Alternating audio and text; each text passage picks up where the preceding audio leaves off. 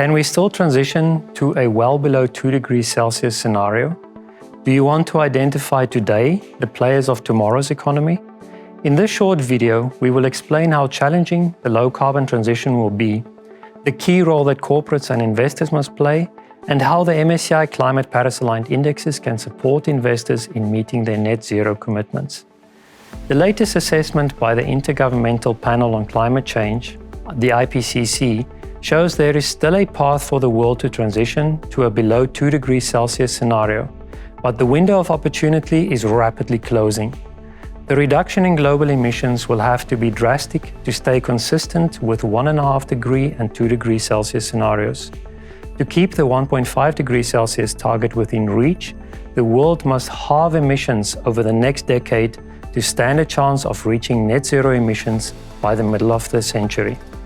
Corporates will have to play an important role in the transition towards a more sustainable economic future, as they will have to substantially decarbonize their business operations and products.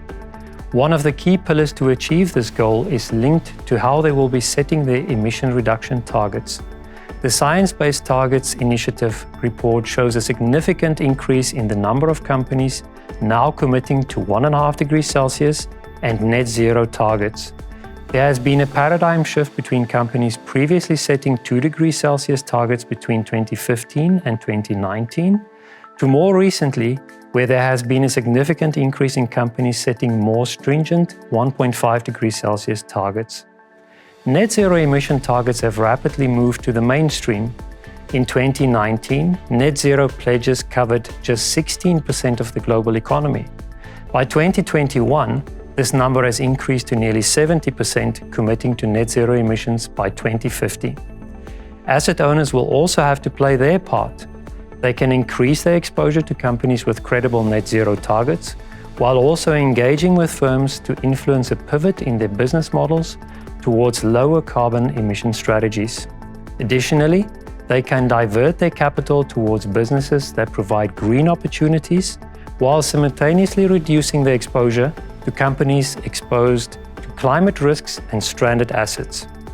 To facilitate this process, the European Commission's climate benchmarks can support investors to reallocate capital towards a low-carbon economy and climate-resilient economy. The minimum requirements for the EU Paris-aligned benchmarks provide a legal framework which help legitimize passive climate solutions. The MSCI Climate Paris-Aligned indexes not only meet but exceed these minimum requirements. Their methodology integrates a 50% carbon footprint reduction compared to the parent index, together with a 10% year-on-year self-decarbonization glide path. They aim to achieve a 1.5 degrees Celsius temperature pathway by 2030 and support investors in meeting their net zero commitments.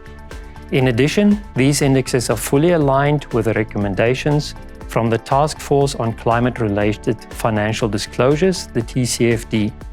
They are assessing and subsequently reducing transition and physical climate risks while increasing exposure to potential opportunities arising from the transition.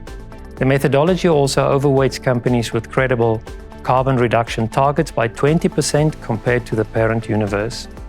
Investors who are looking to stay at the forefront of the transition now have a holistic solution that favors today the players of tomorrow's economy.